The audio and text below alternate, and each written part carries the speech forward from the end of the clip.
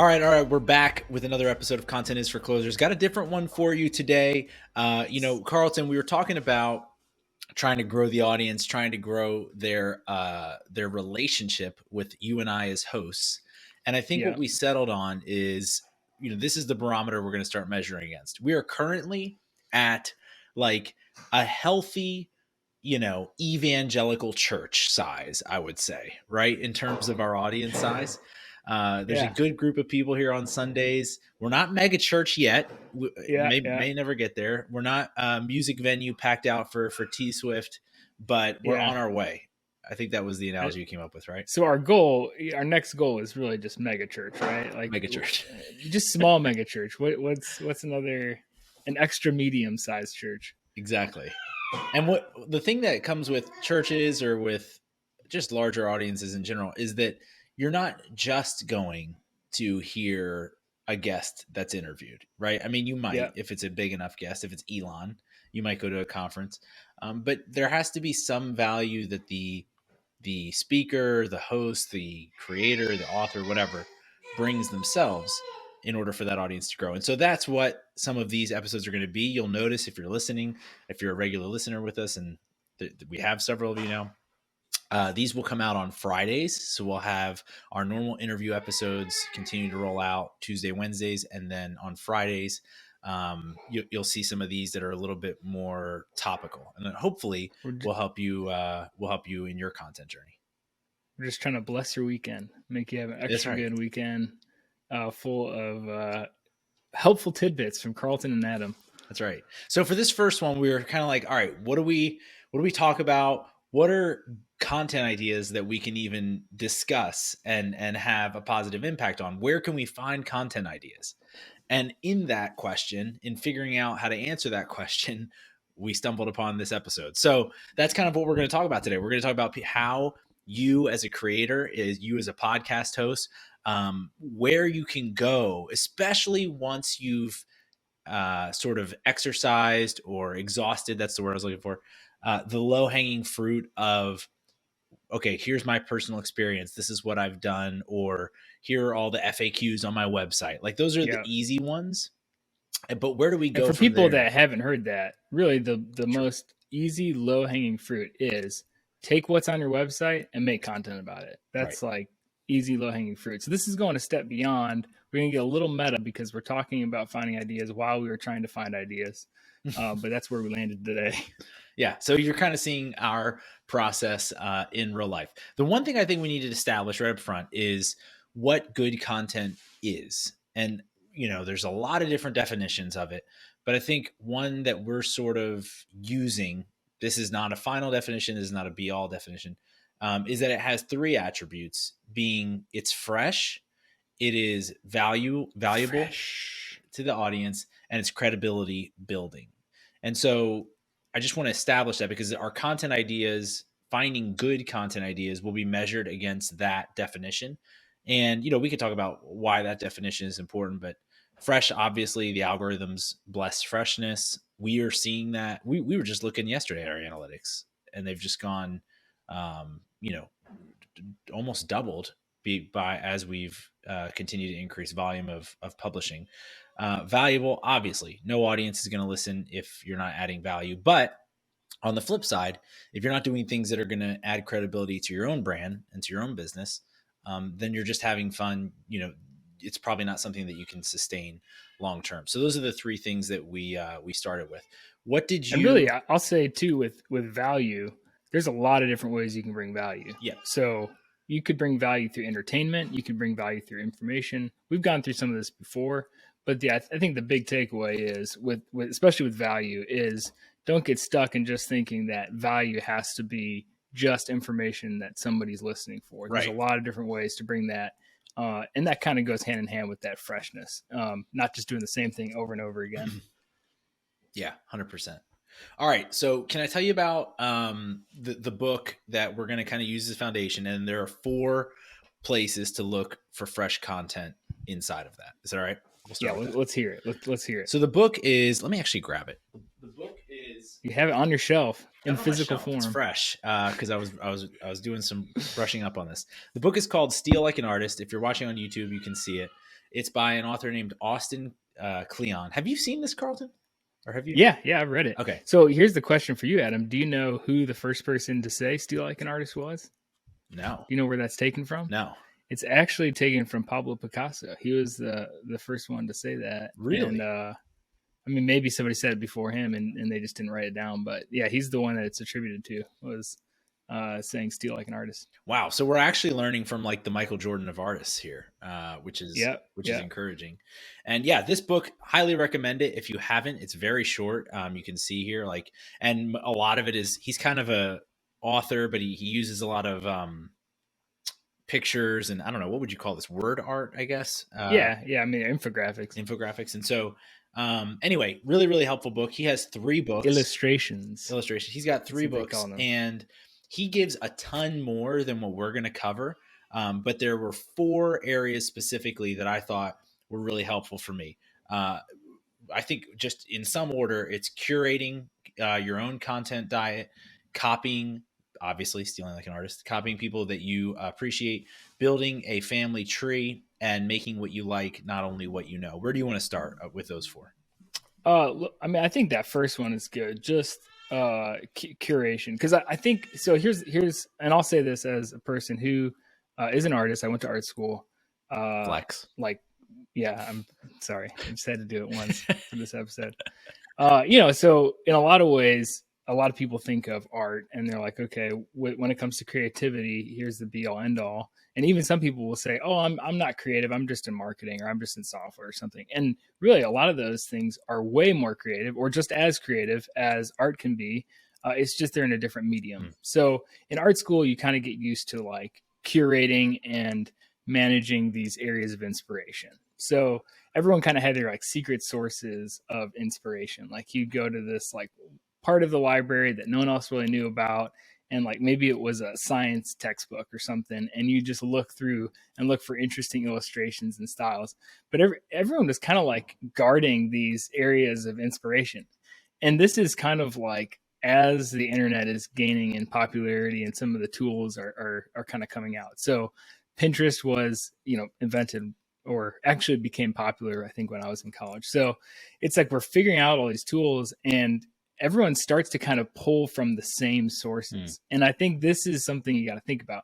How are your sources different than anyone else's? And what sources are you going to that are intriguing or give you interesting nuggets? Because if you're just searching everywhere everyone else is, you're going to have a hard time coming up with something unique and interesting. Yeah. Yeah, that's really good. So you said that was when you were in college that you were... Yeah, I mean, so Pinterest was kind of coming too, but there was also like just really searching on the internet brought up a lot of the same results, right? It's interesting because I think if people are watching this, they probably think you might just be about to enroll in your freshman year of college. So, hey-o. Yeah. We're not going to talk about ages here, but yeah. No, I think it's the a great second .com boom, not the first. Yeah. It's a great example. The other, I feel like a lot of artists have things like that, like sketchbooks or just different. I mean, I guess that's what Pinterest is, but different ways to collect ideas like that. Boards, for the mood boards. For the non-artist, it can be a little bit intimidating, or for me it is, because I don't think of myself as a curator of anything except, maybe some like hot sports takes or something like that. But I think there are some examples that I've seen other people do really well that I'm like, oh, okay, well, I sort of do that in my own way. One example is Jeff Sheldon from Ugmonk. He obviously is an artist, but he sends out his, his email that he sends out. I can't remember what it's called. Yeah. Favorite thing. Fresh Fridays 5. Fresh Friday 5 or something like that. But he sends out these emails. Yeah, I guess it is 5. It's his 5 favorite. 5 favorite things. Favorite thing. I'm mixing it up with the continents for closers. Yeah, that's I was like, that sounds that used to get sent out. Yeah, right. Shots fired. Anyway, yeah. So the 5 favorite things Jeff just sends out. It has nothing to do with necessarily his products or his business, but he's sending out the 5 things, the 5 products that caught his attention that week online. And when you just think about it, inherently, people who are interested in Jeff's opinion on household goods, office goods, clothing, those Yeah, types of things. design in general. Yeah, they're going to care also about what other products are catching his attention. So it inherently has value for his audience, but he's just sharing, hey, these are the interesting things I saw this week. Another example is what we're going to do at the end of this episode. We're going to share some of our favorite tweets from the past week. And you and I spend a lot of time on these Twitter streets. We ingest a ton of content. And so just finding the thing that you're already consuming and then sharing that back with your audience, I think, is the core idea here. It doesn't have to be overly artistic. It doesn't have to be overly developed in terms of what you share. It's just what made an impact on you. How can you further deploy that or add to that when you share it with your audience? Yeah, absolutely. And we don't want to like beat this point too much, but I think at the end of the day, you have to gather as much as you can, because it's from the amount that you gather and you kind Mm. of look at that helps synthesize those interesting connections. And if you're just trying to steal from the one or two things that are popular, then it's going to be plagiarism, and it's gonna be obvious where you got it from. But if you can just gather a ton of different things that are interesting, your brain will work on its own to kind of create these connections and develop new and interesting insights. Yeah, and to that point, I think a couple places here that you can look are just anywhere besides your industry. So if you're in supply chain and you're listening to this, what are direct to consumer brands doing? What is the drink that you bought that Amazon shipped to your house? Like, what is that drink brand doing that you can borrow from or steal from? If you're a D2C brand, what's the enterprise software that you use for your CRM? Like, what are they doing in terms of content? Just start taking notice of these Yeah. things that you're consuming and participating in, and then sharing them. All right, It that's also comes down to observation. Like, that's at the end of the day, what you're saying is just observe more than what your focus is for mhm, work. Um, so yeah, if it relates to outside influences or things that are, things that maybe you don't even like, things that you hate, mhm. still learn from them, still look at them, still observe what makes them successful, and you can kind of apply that to your own sphere of influence. So that is curation. Which one do you want to do next? Let's do building a family tree. Okay, I like this one. That's, This is probably my favorite one. I renamed it "Building a Coaching Tree." If that gives you an idea of where we're going with this, but yeah, what was your thoughts on this place to look for content ideas? yeah, I mean, I'll kind of let you take the thunder because you love sports ball, but uh, I think at the end of the day, like, there's different connections that we have, and especially in the marketing world, people think about networking a lot. People try to, create this huge network of, not just their audience, but people they can connect with. And so it's super important, but there's a point at which um, it's reciprocal, right? People will really a lot of times give you what you put in, and I think when it comes to building that family tree, you have to be intentional about who you connect with and how you connect with them. And especially if you go to like some of these marketing things that are a little bit like Mm. surface level, a little shallow level, it's easy to like go there, kind of put in like shake the hand, say hello, That first of all, that's maybe get not some business easy. I cards. don't want to interrupt you, but Which, yeah, you're that's right. not You're easy right. because and I've told you this story, but I Yeah. moved to South Carolina. This is right before COVID, and went to one of these things that Carlton's describing. It was like a marketing meetup or something like this, and I was like, you know what, I'm moving to a new city. I've got to I've Yeah. got to get integrated with the marketing culture here and meet all these people. Walked in and saw a few specific things that set off triggers and like red lights in my mind. The first was I heard a guy instantly, and this is crazy. I'm not making this up. Instantly, he was selling car insurance to someone else at the Yeah. thing, and I was like, "Oh no! Oh, this, Insurance, you're yeah, top. Yeah. this is not good." And then there was a dude that walked in with a polo and a sport coat, no, like your own fashion Yeah. choices. We're going to step on some Yeah, toes that's here. fine. So, Like those are your fashion choices, but for me and like the marketing, I can't like that's not a good sign. Okay, that's let's just say that for a marketing meeting. And I can't. The third thing was I think somebody else was talking about how they can help somebody with SEO, So again, all things that are legitimate. Insurance, I use it. Sport coats and polos, I don't, but I understand.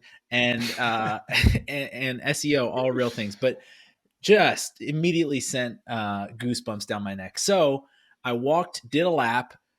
Somebody was like, "Hey, did you get your name tag or did you get your?" And I was like, "You know what? Oh, somebody's calling me. Let me take this real quick." Oh, the old call Stepped trick. outside, The old call trick. got in my car, and went home. I was there for 3 minutes. But so anyway, sorry to interrupt you, but I just had to correct. It's not that easy just to show up to the network thing, but your point is still legitimate. Yeah, you just needed a wingman that night. That's true. So yeah, I mean, I think at the end of the day, like there's all these different ways to make connections. But I think it's easy, especially as you progress in your career, to become stagnant with your, with the people that you're networked with.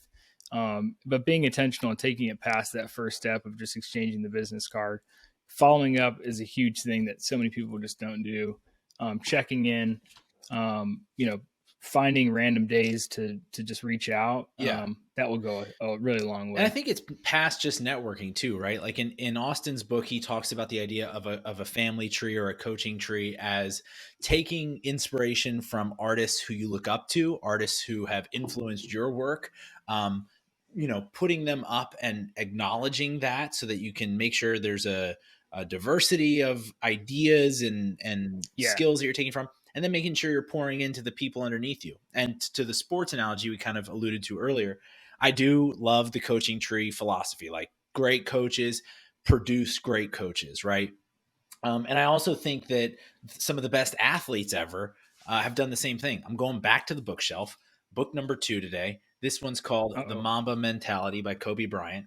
To be honest, I'm not the biggest Kobe fan, but one thing that I think Kobe did that uh, really separated him from a bunch of anybody else in his generation is he borrowed all of these tools and tricks and moves from the greatest players that had come before him. So obviously, the obvious comparison everyone makes is with Michael Jordan. Kobe studied Michael, tried to make his voice sound like Michael, mimicked Michael in a bunch of different ways. But that's not the only person that he mimicked. He's took a little bit from Michael. He's famous for having studied Hakeem Olajuwon's footwork. And so if you watched Kobe play, especially later in his career, he had these beautiful moves in the post where he was able to just manipulate and get around people who were bigger than him. That's because he was studying Hakeem. At the very end of his career, he did a bunch of shooting work with Steph Curry, who has become, the greatest shooter ever in the years since. And so he pieced together his career and became one of the greatest players ever by borrowing and taking a little bit here and there, the mentality that Michael had, all these different things. And as creators, I think a lot of times we put this pressure on ourselves that we need to come up with something wholly new and original to us.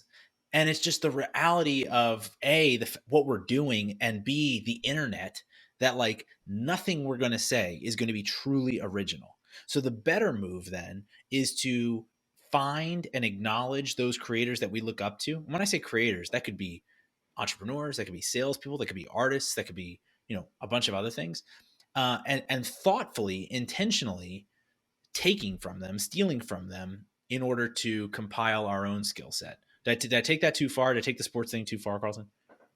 No, it's good, man. I'm learning something new every time. I was gonna just drop the fact about Phil Jackson, Steve Kerr, and just to prove that I do know a couple things Wait, about drop that fact. What do you mean? sports. What is the fact?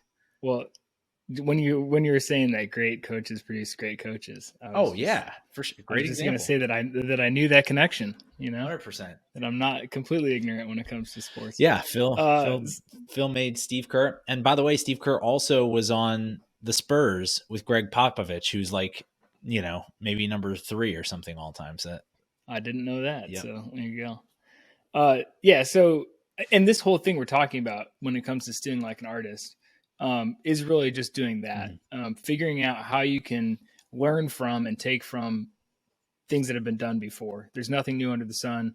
We used to say, and when I taught art for high schoolers, there was something called the originality complex, where these kids would come in thinking like there has to be something completely original, never before seen by the human eye, that I will create in this 1 hour art class. And it was always, a struggle, because they're struggling so much with just this idea that there's something out there and that they haven't found it yet, that they didn't have the time to practice the actual skills they needed to develop and actually become good at the craft.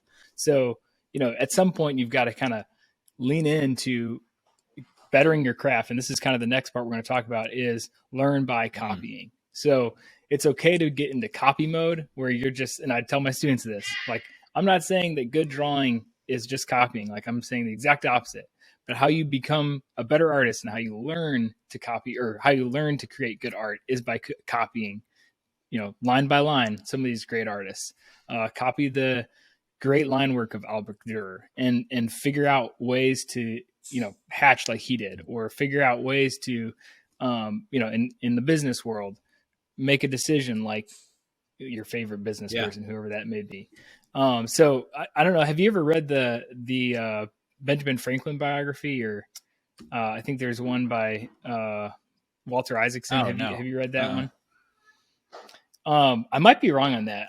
I know I've read at least 2 different biographies by Ben Franklin, but he's one of my favorite characters in history. I just absolutely, there's so many things about him that are super interesting. But this was a point that he stressed over and over, was learn from the greats by copying them. Copy their work word for word, take different parts, meld them together, and see what you can develop.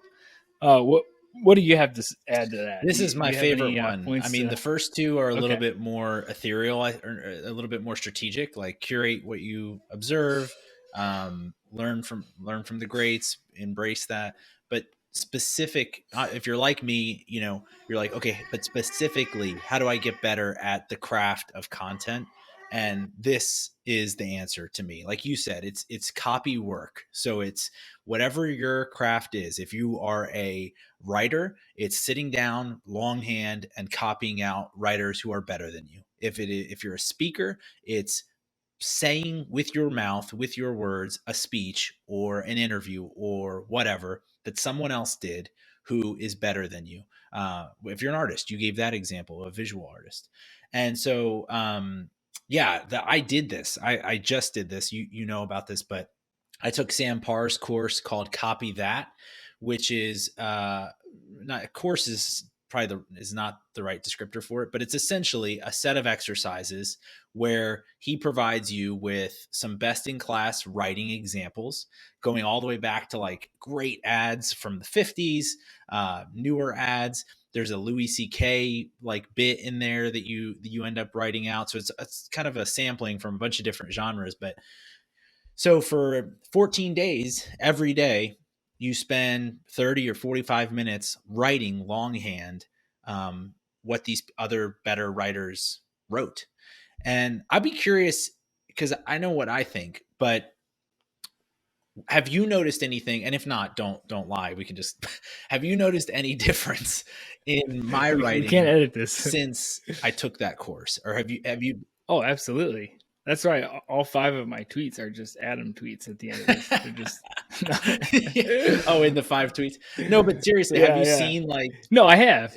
Yeah, I don't know. It's gotten better, and I think some of that is you've taken a more systematic approach, but undoubtedly, even in your emails and some of the stuff that you've sent us internally, I think you're just thinking about it in a more critical way and kind of comparing it to that, to some of these other things that have been written and that you copied. Yeah, and I don't say that to say like how great my writing's been, because if you knew what I was doing before, it just wasn't that good. I just say that to point out that I think it does have a really, really fast impact. And it's not like there's a new, like you just said, I think you're coming at it more systematically. It's interesting because it's not like I learned a new way of writing, right? Like, or I didn't learn hey, first do a headline, then do this, then do that, a process.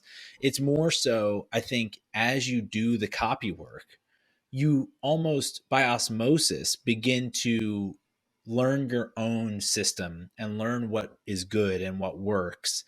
And so anyway, I think that's really, really, really, really valuable exercise. The other thing I'd say too is this extends past just the craft or the art itself. I'll give you another perfect example. We know that unlimited services, things that have the word unlimited in them, and things that have 2-day turnaround times are very, very popular in the marketplace. There's a ton of different examples. Amazon is the biggest. And so what we have done with our business model is we have beta tested. This isn't like unless you have the link, we haven't really promoted it, but we have this service called Herd Prime. You might notice Prime. Wonder where we Yeah, got that from. yeah, you might notice some similarities there. And it's, the service is applied to our business, but it's copied directly from a business model we've seen from people who are more successful and better than we are at the thing. So I think copying has done a lot. Have you done this personally aside from your teaching, or have you seen anything where you yourself have benefited from it? Yeah, so I mean, I keep going back to art examples, but even in the design world, like this is kind of the go-to exercise for becoming a better UI UX designer, because people struggle with the same thing with that too. They want to just create something totally innovative, totally new, but just even pixel by pixel, copying some of these interesting software that we use every single day, like some of the interactions on simple things like Instagram, or I think a famous one that you see everywhere is Airbnb. Mm-hmm. Like, trying to recreate Airbnb, or trying to recreate some of these sites that have like a lot of listings or a lot of unique interactions or filters or things that you kind of have to put parameters on to see different results, and just pixel by pixel copying that to understand, like, why were the choices, how did they solve, when you go to YouTube and you try to type or search this thing, how did they solve for that, how did they figure out how exactly where to put that button or where to put that menu, and just doing that in the past has helped me with UI and Mm-hmm. UX design. For writing, I've we've joked about this quite a bit on the podcast. Like, I hate writing something with words. It just feels like way too many choices, and it just becomes overwhelming. But it's something that I'm trying to get better at the present time. So I definitely need to do some more copying when it comes to Yeah. writing. And it just makes sense, right? If you're trying to learn music, you don't go write your own song for the very first thing you learn. I mean, because you don't know how to use the Yeah, instrument. we've completely normalized it for Right. music. And and for a lot of different things. If you're trying to learn how to play a sport, you don't like try to reinvent the game. You just try to learn the way that everybody else has done it. For some reason, when it comes to business and to work, again, it's this originality complex, but we've been afraid to take what other people have done who are better. So I think copying is a great way to break through that. All right, the last one here is to make what you like, not only what you know. I'll be honest, this one is the most difficult for me personally, but it's something that we are doing right now by recording this episode. Yeah, yeah. Adam just loves talking to me, so that's why we're doing this. I mean, I do, but yeah. So yeah, I mean, I think for me this is my favorite one, just because, and I understand that it is difficult, and uh, there is like a harder barrier of entry to this, for some people than others. But like, this is when kids would ask me while I taught, like, should I become an artist or should I go to art school? This is usually what I tell them: if you cannot help but create new things, if that's like if you're in class and you're supposed to be doing something else, but you find yourself drawing, or if if like if it's just in you and it has to come out, then consider Mhm. art school. If you would rather like tinker with some other things and not, and you just kind of feel like drawing is kind of fun and it's kind of something that you do on the side to kind of like, oh, that's cool, that was fun to create a little painting, then definitely think about it twice before you go into something like that, because there's a certain amount of skill that you can develop and increase, but unless you are producing something that you absolutely love and you can't wait to do again, then you're going to have a harder time Mhm. doing that as a career when it comes to art specifically. So yeah, like I think with this specifically, when it comes to content, there are certain things that people absolutely love and you can share that with. And so I think it's finding those things that you can almost practice creating through the thing that you Right. love. It's not like it's going to be the most monetizable piece of content, or it's going to be the thing that gets the most attention, but you can at least use what you enjoy about that thing to practice your creative muscle for content creation. Yeah, I think this is in some ways the easiest if you just think of it in terms of like um, steps or tactics. It's like just go try to make something. But in a lot of ways, it's Yeah, harder yeah, because especially for those of us who are a little bit perfectionist in nature. There absolutely. are Yeah, I want to speak on this too when we get to the 5 tweets later. I have some examples that speak directly into this, but there's so much bad content out there, right? There's so much uh, cringeworthy content that gets produced or yeah, published that you're like, what made you think you should do that? And so if you like me, if you consume or see that or digest it, you're like, well, I'm going to do whatever I can to avoid that. I'm only going to publish if it's polished. And the problem with that is uh, a big one is I'm only going to publish what I've experienced. You know, I'm only going to teach or try to explain something that is my firsthand experience. But if you applied yeah, that logic to anybody else, to anything else, we would have no professors in colleges, right? We would have no pastors. We'd have no counselors because no one person can experience everything. Somebody, an economics yeah, professor, can experience being the best, stock trader in the world and having experienced bankruptcy as the operator of a Fortune 100 company. Maybe like one economics professor has done that, but most of them can't. So we as creators hold ourselves to this really lofty and unfair bar of, if I haven't experienced it, I shouldn't speak into it. It's just not true. The same yeah, process that all these other industries go through that we acknowledge and just accept, like a professor spending their summer studying new material and then teaching that material. That's the same thing we need to go through on a regular basis. And yeah, so finding the way that you can execute it and that you enjoy. And you made a joke, well, Adam just likes talking to me. That's why I actually do. This is how I learn. So that's why we do it this way. um, and I think finding that for you, whoever you are, if you, I'm thinking of one of our customers specifically, I know they're having trouble coming up with content ideas. So you, and I know you're listening, I'm not gonna say your name, how do you like to learn? How do you like to find new ideas? How do you, if you're looking for, because I know who you are, if you're looking for a new duck hunting tactic, what is it that you're going to do to learn about that duck hunting tactic? Take that and now create new content for your audience using the same thing. I think that's kind of the takeaway from that. I think you're muted.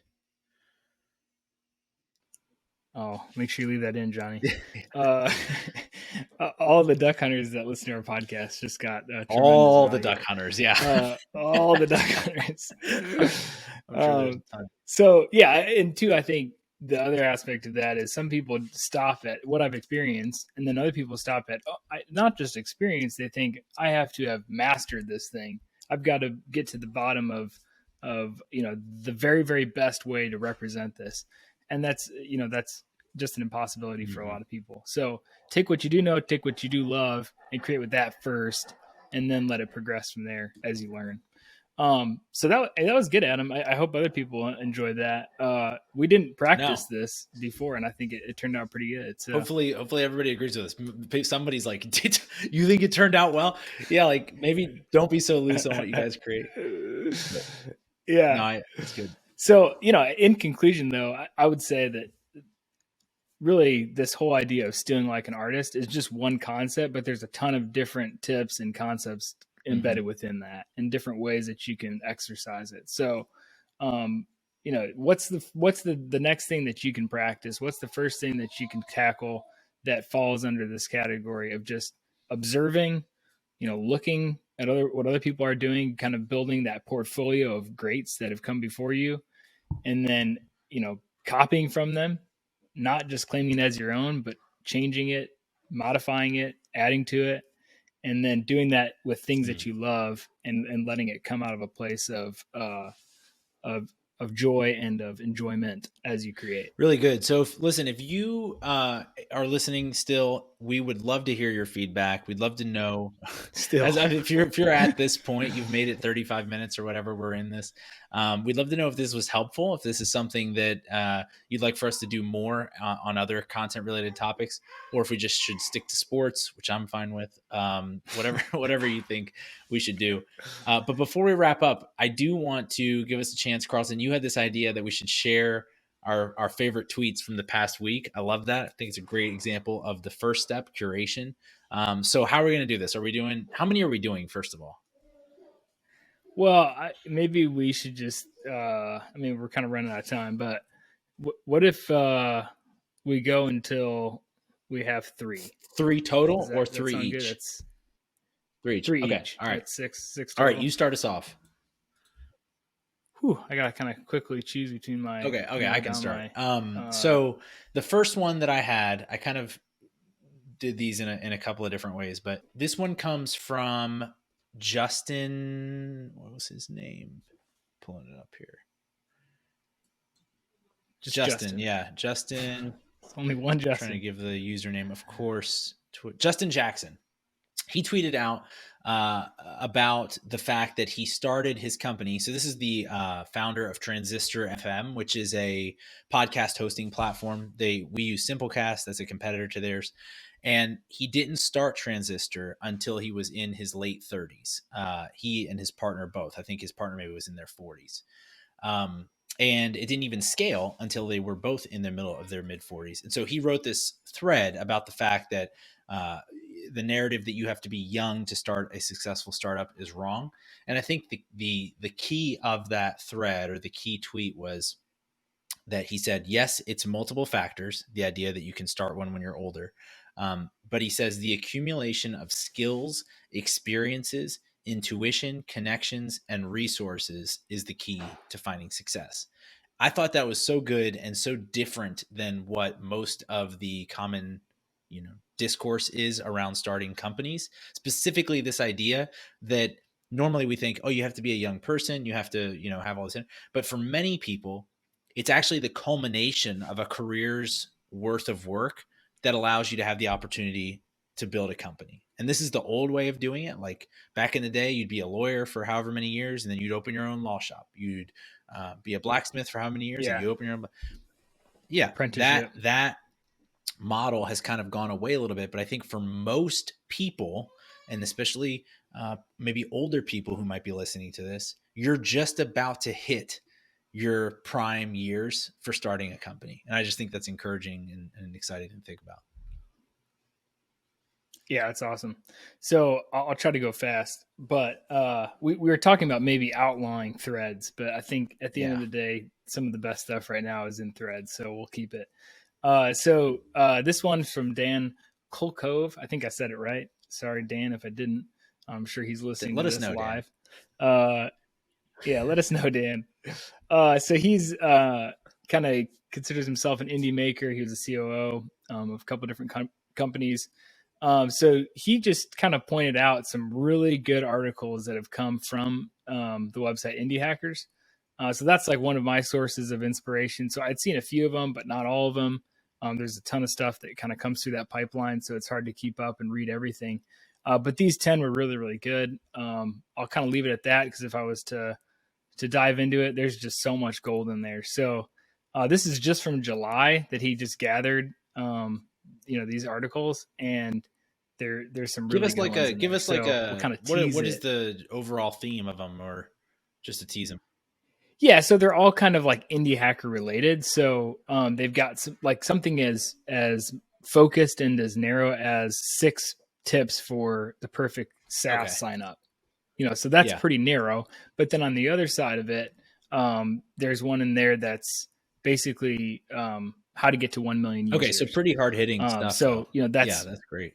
Yeah, pretty broad for some of them and pretty narrow for others. But I just thought it was a really good list. I went through and read all of them the other day, and I was like, hyped up on content after that. So that's my number one. What's your number two? I'm having to reshuffle the deck here because we went down to 3. So my next one's going to be from @growthcurrency, Dylan, as I believe his name. And I had a bunch here that I was going to do, but I think the theme of all of them was building in public or building in real life. And what Dylan did was He writes a newsletter for creators. He helps people build their email list and all that sort of thing. And so he basically published an entire course on how to get your first 1,000 subscribers in a Twitter thread. And so that thread, I think, is my number two. Not so much because it's so great or so impactful. I don't know. I haven't been able to put these things into action yet because I just read it yesterday. But what I think was so interesting to me is two things. One, he's just putting it out there. He's not like putting any kind of paywall or anything like that. He's just expecting that people will appreciate the value he creates and either subscribe or dig deeper into his content as a result. And number two, he is following his own advice of building in public by doing this and subsequently building his own email list. And I think it just goes to what we were talking about earlier Yeah. about not being too precious about your content ideas, doing some of that curation, doing some of that thinking out loud, and letting the kind of letting your audience decide what's good and what's not. So that's my second one. Yeah, that's awesome. So I was going back and forth, but I think just for the masses, this one will be helpful. So I've seen this been posted a couple times now, so it might be one of those that everyone's already seen. But oh well, I'm sharing it anyway, so I'm just gonna go with it.